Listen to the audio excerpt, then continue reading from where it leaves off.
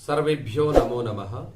भवतां श्रमेषाम् आदरणीयानाम् आचार्यचराणां गुरुजनवृन्दानां काव्यामृतम् इत्यस्मिन् आमुखपटले हार्दं स्वागतम् अभिनंदनं च वर्तते। आप सभी संस्कृतनिष्ठ सुधी श्रोताओं का काव्यामृतम इस आमुख पटल पर हार्दिक स्वागत एवं अभिनंदन है। मित्रों, आज हम लोग पुनः गोस्वामी तुलसीदास प्रणीत श्री रामचरितमानस के चिंतनात्मक अध्ययन में, स्वाध्यायात्मक अध्ययन में पुनः प्रवर्तित होने जा रहे हैं। पूर्व प्रसंग में हम लोगों ने सुना था कि काल केतु नाम का राक्षस राजा प्रताप भानु के यहाँ पाचनक क्रिया को संपादित करने के लिए आया और पूर्व चर्चा के अनुसार राजा प्रताप भानु ने ब्राह्मणों को परिवार सहित सबको आमंत्रित किया। राजा रसोई में बना हुआ जो भोजन था उस भोजन को लेकर के ब्राह्मणों की पंक्ति में बैठे हुए जो ब्राह्मण थे उनको भोजन परोस रहे थे।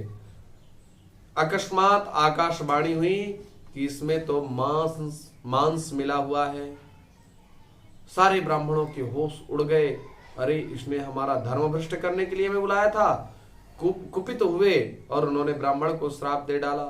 श्राप देने के बाद आकाशवाणी ने बताया कि इनका कोई दोष नहीं है, वो कालकेतु नाम का दैत्य ही पुरोहित का वेश बना करके इनके यहाँ पाचनक क्रिया को संपादित कर रहा था और राजा निर्दोष है। तो होनी बलवती होती है मित्रों, क्योंकि ये बात आकाशवाणी ब्राह्मणों के श्राप के पूर्व में ही बता सकती थी, लेकिन नहीं बताया। ये प्रवृत्ति मीडिया की हमेशा की रही। तो जब आकाशवाणी ने पूर्व में बताया नहीं, ब्राह्मण को श्राप मिल गया, राजा प्रताप भानु को श्राप मिला। अगले जन्म में राजा प्रताप भानु ही रावण के रूप में जन्म लिया। उपजे जदपि पुलस्त्य कुल पावन अमल अनूप तदपि महीसुर श्राप बस भय सकल अघरूप। राजा प्रताप भानु के इतिहास को देख करके लगता है कि ब्राह्मणों का धर्म भ्रष्ट करने वाले का यही हाल होता है। जहां पर ब्राह्मण को भोजन करना चाहिए तत् संबंधित स्थानों में ब्राह्मण कभी भी संकोच नहीं करता, निसंकोच भाव से स्नेह को समझता है। और जहां पर भोजन ग्राह्य नहीं है वहां पर ब्राह्मण के मना करने पर भी जो जबरदस्ती करता है उसकी स्थिति यही प्रताप भानु जैसे होती है। तो राजा प्रताप भानु यद्यपि पुलस्त्य ऋषि के कुल में समुत्पन्न हुए, अत्यंत पुलस्त्य ऋषि का जिनका पुलस्त्य जी का कुल अत्यंत पावन, निर्मल और अनुपम्य है, ऐसे अनुपम्य, पावन, मल रहित कुल को प्राप्त करने के बाद भी तदपि मही सुर श्राप बस। मही माने पृथ्वी, सुर माने देवता। पृथ्वी के सुर जो ब्राह्मण हैं उन ब्राह्मणों के श्राप के कारण भय सकल अघरूप, मानो साक्षात पाप ने ही स्वरूप धारण कर लिया हो और पाप रूपी रावण समुत्पन्न हुआ। कीन्ह विविध तपतीन्यु भाई परम उग्र नहीं बरनी सो जाई। गयऊ निकट तप देखी विधाता मांगहूं बर प्रसन्न मैं ताता। हे तात, पूज्ये पितरि पुत्रे चा तात शब्द प्रयुंजते। अर्थात किसी भी पूज्य व्यक्ति के लिए और पिताजी के लिए और पुत्र के लिए तात शब्द का व्यवहार किया जाता था। तो कीन विविध तपतीन्यु भाई, रावण, कुंभकर्ण और विभीषण, इन तीनों लोगों ने मिलकर के घोर तप किया। घोर तप करने के बाद परम उग्र नहीं बरनी सो जाई, ऐसी तपस्या की कि जिसका वर्णन नहीं किया जा सकता। भयंकर तप किया। गयऊ निकट तप देखी विधाता, गयऊ निकट तप देखी तप को देख करके भयंकर दुर्दांत परिस्थिति का जब निकट से विधाता ब्रह्मा ने परीक्षण किया तो उन्होंने सोचा है तो सामान्य मानव के बस की बात नहीं है, बड़ा भयंकर तप कर रहे हैं।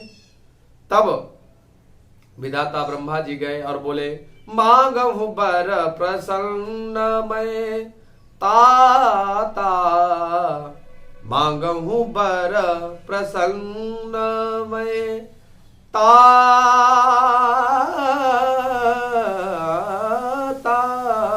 मांगहु बर प्रसन्न मैं ताता, मांगहु बर प्रसन्न मैं।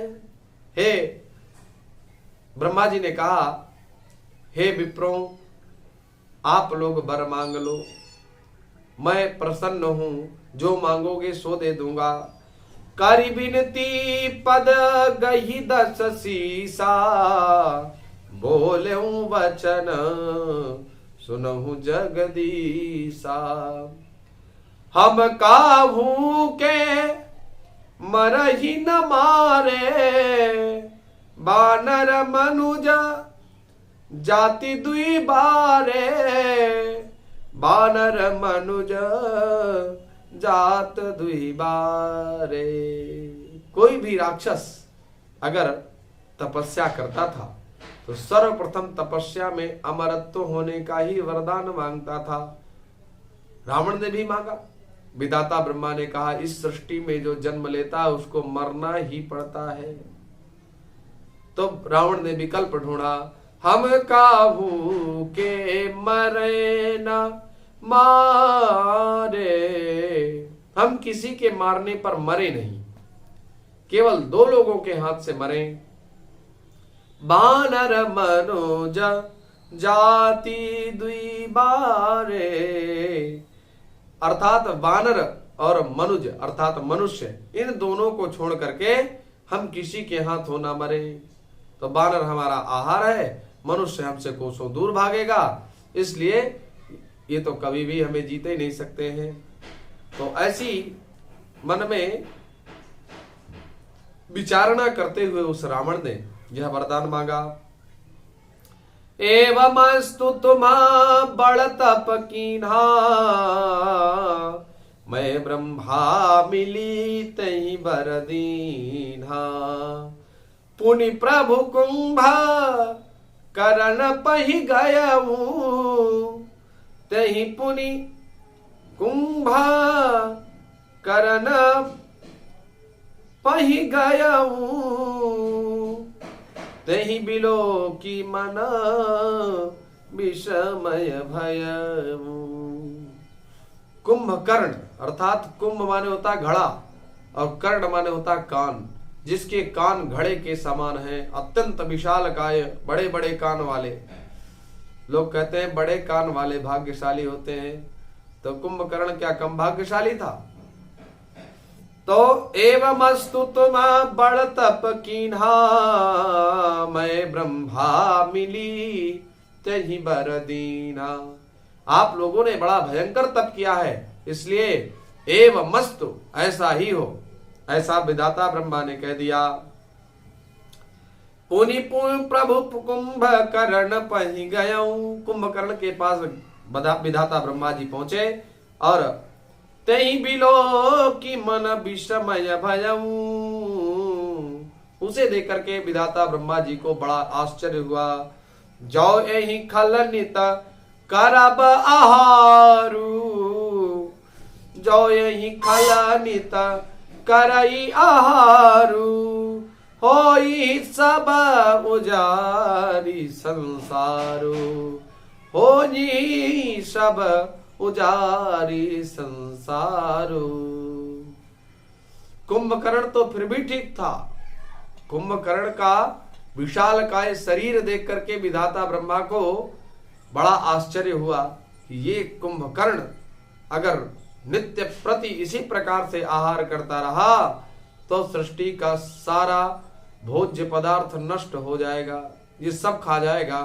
और आजकल लोगों के पेट तो नहीं दिखते हैं, विशालकाय शरीर तो नहीं दिखता, लेकिन उनका पेट बहुत बड़ा होता है। आज अगर विधाता भी आए परीक्षण करने के लिए तो वो भी चक्कर में पड़ जाए। बड़े बड़े पेट वालों की संख्या कम नहीं है। तो विधाता ब्रह्मा को कुंभकर्ण की परिस्थिति देखने पर बड़ा आश्चर्य हुआ। शारद प्रेरिता सुमति फेरी, मांगे सी नींद मास षटकेरी, मांगे सी नींद मास षटकेरी।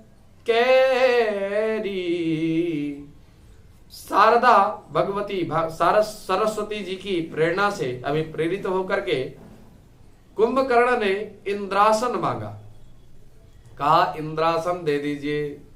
तो इंद्रासन मांगने पर भगवती सरस्वती ने मति फेर दी, जिससे इंद्रासन की जगह निंद्रासन मांग लिया।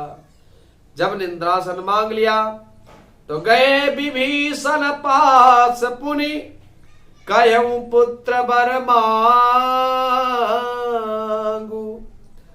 तेहि मांग्यू भगवंत पद, कमल अमल अनुरागु,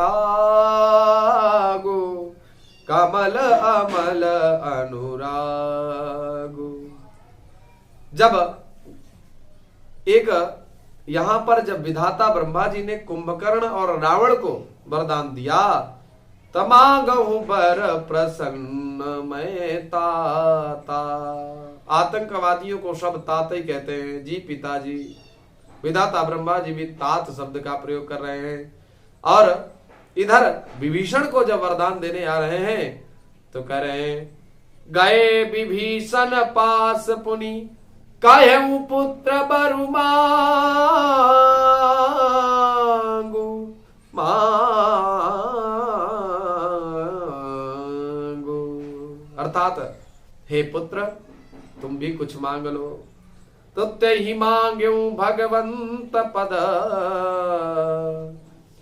विभीषण ने कहा कि हे ब्रह्मा जी, मेरा मन भगवान के चरणों में अनन्य भाव से निष्काम एवं निर्मल पूर्ण हृदय से भगवान के चरण कमलों में मेरी प्रीति बनी रहे, ऐसा वरदान विभीषण ने मांगा। तो रावण को भी पुत्र कह सकते थे, क्योंकि विभीषण जी के भाई थे, लेकिन कहा नहीं। इससे ध्वनि तो होता है कि रावण बहुत उग्र रहा होगा।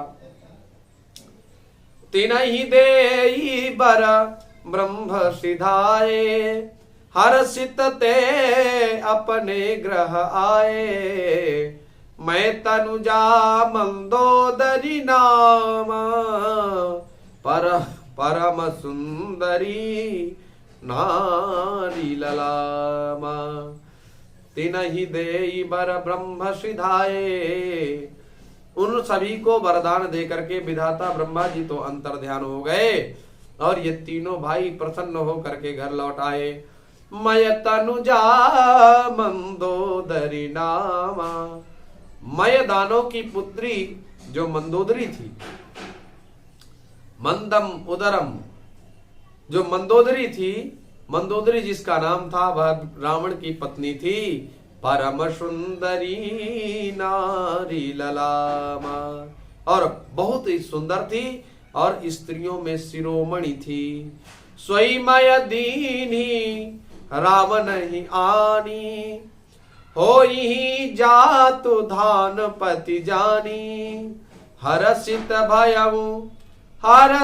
भयऊ नारी भली पाई, पुनि दो बंधु बियाहे सी जाई, पुनि दो बंधु बियाहे सी जाई। अब आप विचार करिए, जिस कहते हैं रावण को बड़ा अहंकार था, जिसका ससुर मय हो, मय माने अहंकार, तो जिसका ससुर ही मय हो तो उसको अहंकार तो होगा ही।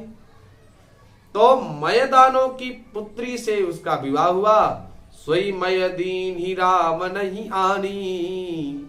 मैंने रावण को मंदोदरी, रावण जी के पास मंदोदरी जी को भेंट कर दिया। उनका विवाह संपन्न करा दिया। हो ही जातु धान पतियानी, उसने जान लिया कि यह राक्षसों का राजा होगा। हर्षित भयऊ नारी भल पाई, अच्छी स्त्री पाकर के, सुंदर ललामा स्त्री को प्राप्त करने के बाद रावण बड़ा प्रसन्न हुआ और पुनि दो बंधु बियाहे सिजाई, फिर उसने जाकर के दोनों भाइयों का विवाह कर दिया। एक क्रम होता है, नौकरी, छोकरी, फिर कपड़ा, मकान। तो इसी क्रम में पहले राजा रावण राजा बना, उसके बाद इसका विवाह हुआ, नौकरी, फिर छोकरी, फिर कपड़ा, मकान, फिर उत्तमोत्तम वस्तु प्राप्त करने की लालसा जगी। मंदोदरी स्वयं रति के स्वरूप को भी फीका कर देने वाली थी, अत्यंत सुंदर थी, तथापि रावण भगवती सीता जी पर मोह किया।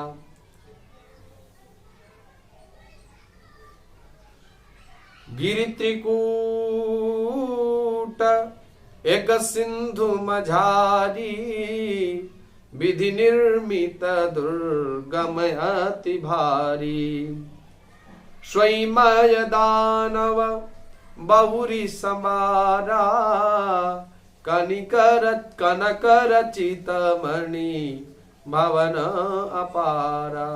समुद्र के बीच में त्रिकूट नामक पर्वत पर ब्रह्मा का बनाया हुआ एक बड़ा भारी किला था। महान मायावी और निपुण कारीगर मैदानों ने उसको फिर से सजा दिया। उसमें मणियों से जड़े हुए सोने के अगणित महल थे। भोगावती जसी अहि कुलबासा, अमरावती जसी सक्र निवासा। तिनते अधिक रम्ययति बंका, जग विख्यात नाम तेहि लंका। जैसे नागकुल के रहने की पाताल लोक में भोगावती पुरी है, इंद्र के रहने के लिए स्वर्ग में जो अमरावती नगरी है, उससे भी अधिक सुंदर वह दुर्ग था जिसका नाम था लंका। खाई सिंधु गभीराति, चारियों दिशि फिरि आव। कनक कोट मणि खचित दृढ़, भरनी न जाई बनाऊ। उसे चारों ओर से समुद्र की अत्यंत गहरी खाई घेरे हुए हैं। उस दुर्ग में मणियों के जड़े हुए सोने के मजबूत परकोटा है, जिनकी कारीगरी का वर्णन नहीं किया जा सकता। अत्यंत सुंदर जो है मैदानों ने इस लंका का निर्माण किया। हरि प्रेरित जहि कलप जोई, जातु धानपति होई। सूर प्रतापी अतुल बल, दल समेत बस सोई। भगवान की प्रेरणा से जिस कल्प में जो राक्षसों का राजा रावण होता है, वही सूर प्रतापी अतुलित बलवान अपनी सेना सहित उस पुरी में बसता है। हरि प्रेरित जहि कलप सोई, जातु धानपति होई। अर्थात हरि की प्रेरणा से जिस कल्प में जो रावण होता है, वह रावण उस पुरी में राज्य करता है। तो यानी कि रावण एक नहीं हुआ, बहुत रावण हुए। हर कल्प में रावण जन्म लेता है। तो एक कल्प में एक रावण, इसी प्रकार से अनेक कल्पों में अनेक रावणों का जन्म हुआ। वो चाहे रावण हो, कंस हो, हिरण्याक्ष, हिरण्यकशिपु हो, ये सब रावण ही तो है।